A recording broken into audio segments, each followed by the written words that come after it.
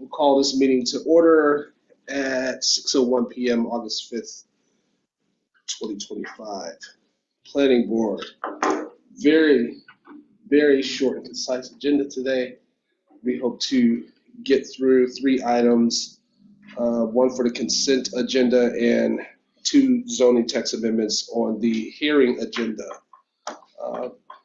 Joined by colleagues Martin Glenissa and Shadi. Very good to see you on this fine first Tuesday in August. Second Tuesday. Second. It's not. What's today? Today's Is it fifth, second right? Tuesday? No, it's the Oh, first first Tuesday. First Tuesday. You're right. Thank you. Don't make me go crazy. That being said, everybody has the agenda on the print on the back side of that first sheet on top. Our first project for a consent agenda is one that we should all be familiar with, so it's not a lot necessary to discuss. Conditional use permit and development plan review for 15 and 31 Trinity Place for the Trinity Alliance of the Capital Region. They want to, construct that 20,000 plus square foot 2-story building community center to expand the existing adjacent use. There will be additional major interior renovations of the Trinity Alliance facility located at 15 Trinity Place. I don't know from a staff perspective, is there anything you want to add to this before we? Okay, Chief Planning Official recommends approval of the following waiver for off-street parking. There's a approval for conditional use permit and also approval of the development plan review with one condition: prior to the issuance of the building permit, final approval shall be obtained from the Department of Water and Water Supply. Anything else? That covered it. Covers it all. Council, everything's in order? Looks good to me. All right, for our one consent agenda item, is there a motion to approve? So moved. Is there a second? Second. Been moved and seconded, and without objection, all in favor say aye. Aye. Those opposed? All right. Second 2 are zoning text amendments. We'll go through them one by one. You're welcome. Bye, guys. Have a nice night.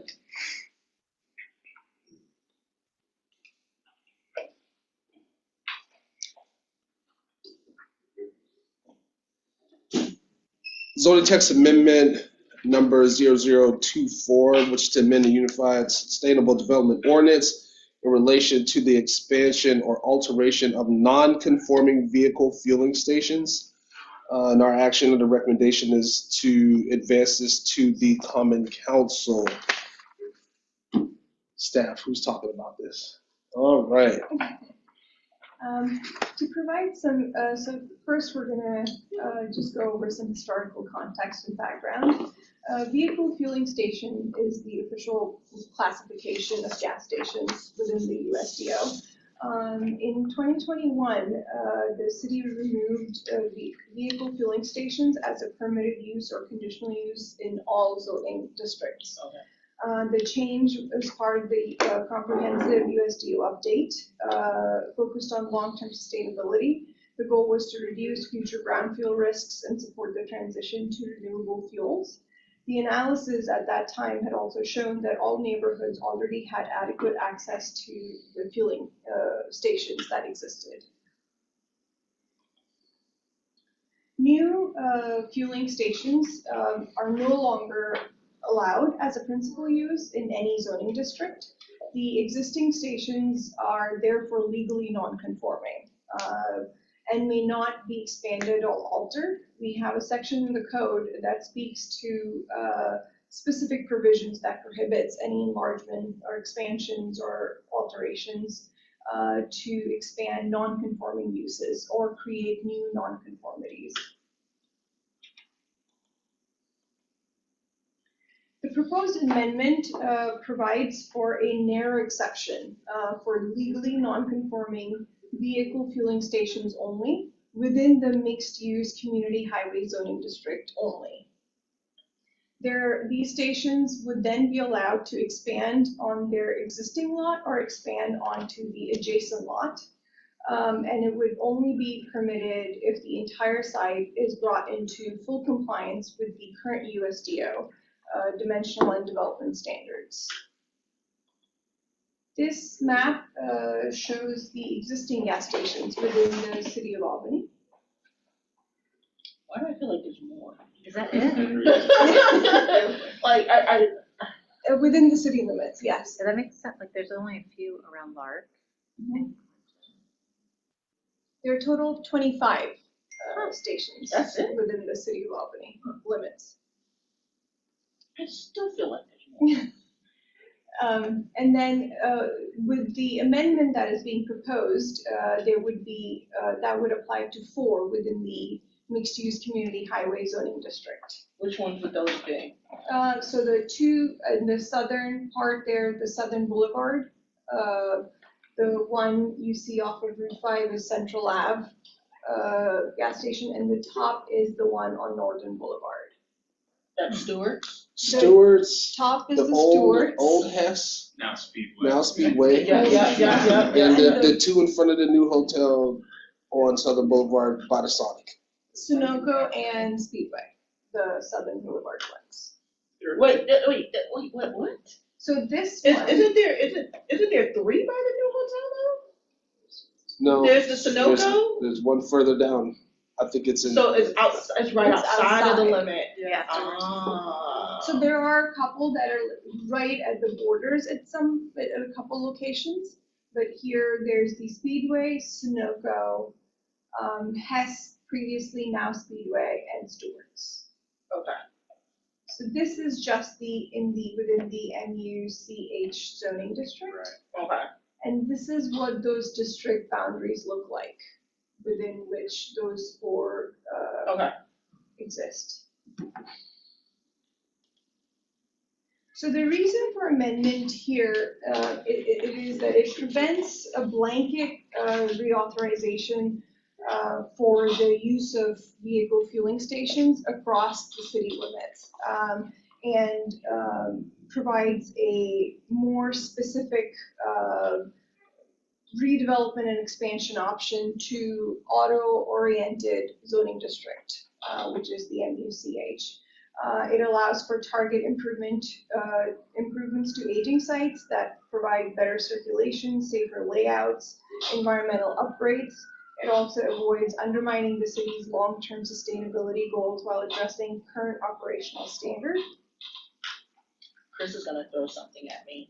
What is the reason, you see? What is the problem that it's trying to, what was the issue that brought this to be amended? Sure, so we've gotten a few applications or inquiries regarding expanding or updating vehicle fueling stations. In certain cases, they were just the secondary use or the auxiliary use within the vehicle fueling station, which is a convenience store in some cases. Some cases it's a vehicle service,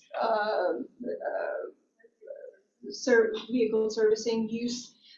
Those have spaces within the ordinance and current procedures to expand. Okay. But vehicle fueling stations specifically, being the primary use, does not, since it's prohibited. So therefore, when we got an application or an interest to expand or have certain vehicle or gas stations to come into compliance or expand, this brought that up. Correct, this brought that up, and then when we looked at what we had in the existing standards and where this would make sense to go, more auto-oriented zoning districts versus more dense, walkable neighborhood districts would allow for a better expansion or better site for those expansions. Thank you. Sorry.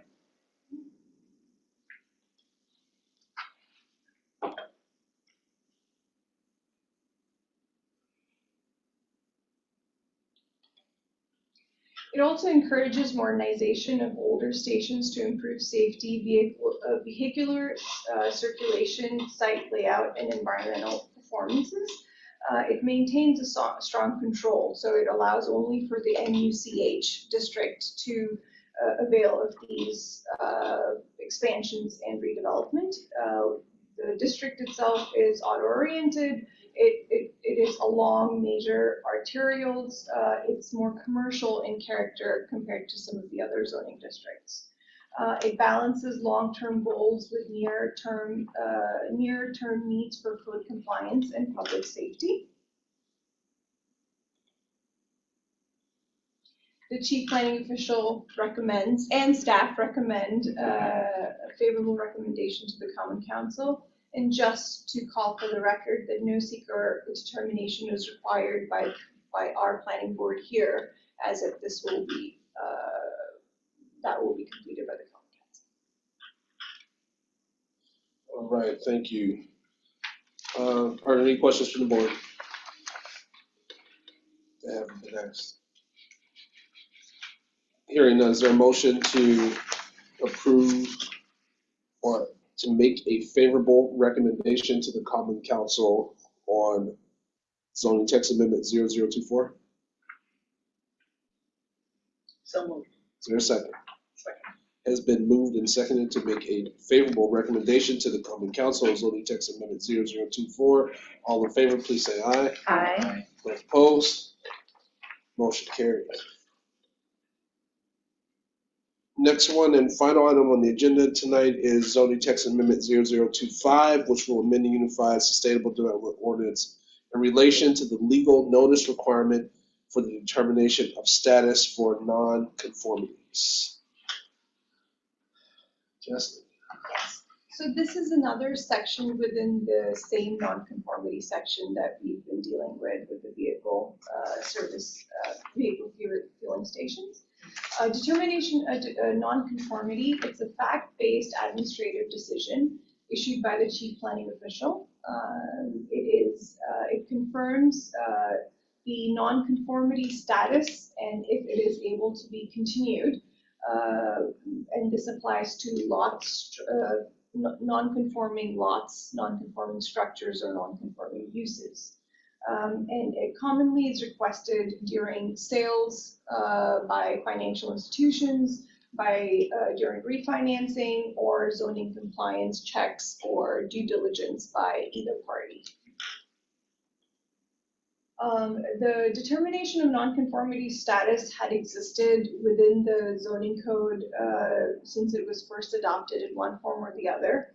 It was more clearly formalized when the USDO was first updated in 2017, and the most recent update was made in 2021 to include the public noticing requirement that we're addressing today.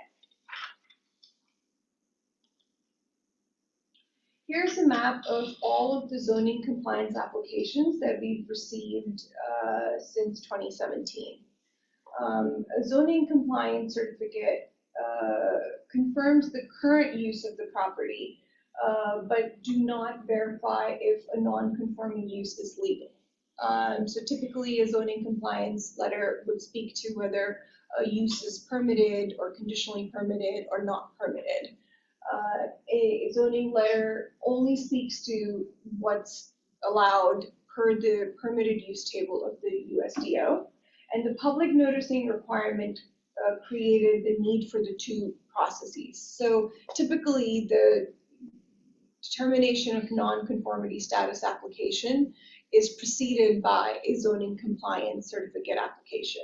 So the applicant who's essentially wants to find out if their use is non-conforming and if it's a legal non-conforming use has to first usually complete one step, going to the other. And as they apply for the second step of the DSN, they then have to do the public noticing requirement. This is the map for the DSN application.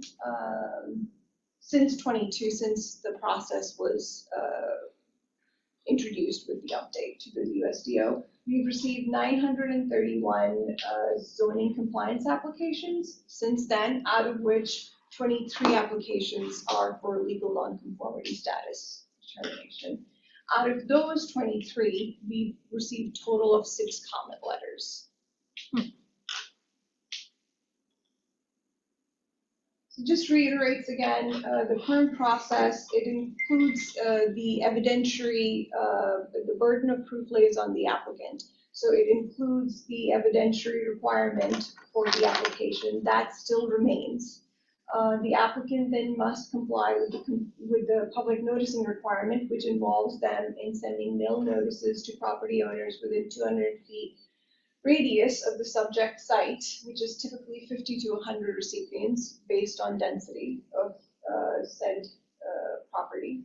They post notice on the property with instructions of how to make public comments. They submit an affidavit of compliance that they have completed said noticing to the chief planning official. And then we are to wait 14 days after that has been completed before any action can be taken. So the average time to review a complete DSN application is 30 days, and that's not accounting for the zoning compliance application that might have been completed prior. So the proposed amended process includes that the ordinance would remove the public notice requirement for nonconformity determination status. It preserves the evidentiary standards and review criteria used to verify whether the use, the structure, or lot are lawfully established and may continue under the current USDO. It enables staff to review the request for legal nonconformities as part of the routine zoning compliance certificate submission processes. So just to reiterate, while the amendment would remove the public noticing requirement, the process and the evidentiary review to determine the status of the nonconformity continues to remain. The reason for the amendment essentially was to avoid the confusion that it creates in some cases between the two processes, or having step one and then step two.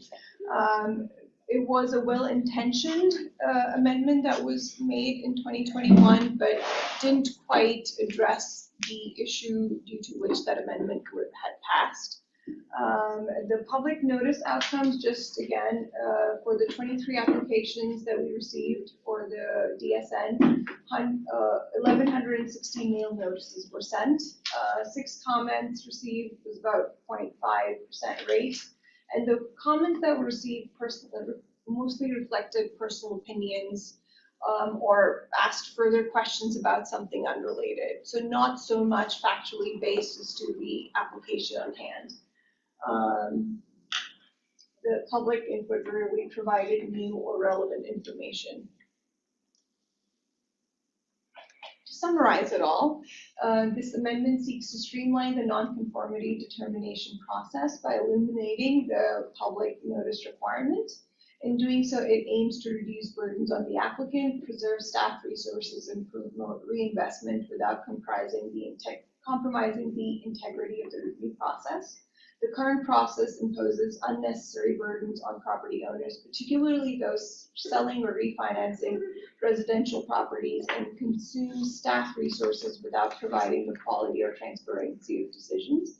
The added delay can discourage reinvestment in older properties and introduce confusion into what should be a routine zoning verification. The process is atypical, the division of the two processes, and is not found in neighboring municipalities. Typically, and as it was done previously, the non-conforming status was addressed within the zoning compliance letter. The update in 2021 established that second step. What has also happened is you would see the numbers, there are more not permitted or non-conforming uses that come to light from a zoning compliance letter, but they don't translate into a legal non-conforming status because sometimes they don't, because the process is so involved, either one loses or they move on to the other property they were interested in. With that, the planning staff and the chief planning official recommend a favorable recommendation to the common council. Again, in this case, the secret determination is not required by the planning board and would be completed by the common council. Any questions on zoning text amendment 0025? What is a typical legal non-conforming I was just wondering. situation? Yeah, like where does this apply? My apologies, I did mean to cover that within the presentation. So for example, there is a 2-unit residential property that exists in a R1. Yeah. Where only single family units are permitted. Yeah. But this existed since '68 and it was previously permitted in a previous iteration of the code, it was permitted. So if that's permitted, essentially it's grandfathered in. Right, okay. So grandfathered is sort of an unofficial term for legal nonconformity. Yeah. So, and that would be true for that, in that case, it's a use, it could be a lot, a width of a parcel, or it could be, lot use or structure. Yeah. So. Okay. If that makes sense. Cool. Seeing no further questions, is there a motion to recommend a favorable recommendation to the Common Council for zoning text amendment 0025? Is there a second? Second. It's been moved and seconded to favorably recommend the zoning text amendment 0025 to the Common Council. All in favor, please say aye. Aye. Those opposed? That is passed. Hearing or seeing no other business, this meeting without objection is adjourned. We will meet again first Tuesday of September, September 2nd. September 2nd. Right after. Labor Day, that's a, Labor Day, so we it's. should go over that. Or, I know. Labor Day? Is that what you said? Is Labor Day the Doesn't first? conflict. Yeah, Labor Day is the first. Can we change that? Do we have time? Cause if you go for Labor Day, that's gonna suck. Hold on one second. All right, this one's over. Now we can talk about anything we need to in the next one. No, we're talking about the business of our September